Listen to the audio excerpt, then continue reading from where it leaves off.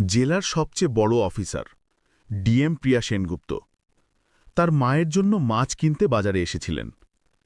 তিনি সাধারণ গ্রামের মেয়েদের মতো গোলাপি রঙের সালোয়ার স্যুট পরেছিলেন। দেখে কেউ অনুমানও করতে পারত না যে এই কোনো সাধারণ মেয়ে নয়, বরং জেলার সবচেয়ে বড় অফিসার।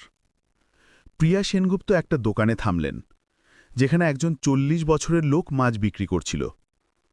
প্রিয়া সেনগুপ্ত ধীরে বললেন, দাদা, আমাকে ১ কিলো মাছ দিন। এতটুকু কথা হতেই একটা মোটরসাইকেল দোকানের কাছে এসে থামল। তার উপর বসেছিল ইন্সপেক্টর রাহুল দাস। ইন্সপেক্টর রাহুল দাস নেমে বললেন, আমার জন্য ২ কিলো মাছ প্যাক করে দাও। দোকানদার বিনয়ের সাথে বলল, স্যার, আপনি ২ মিনিট অপেক্ষা করুন, প্রথমে আমি ম্যাডামকে মাছ দিয়ে দিই, তারপর আপনাকেও দিয়ে দেব।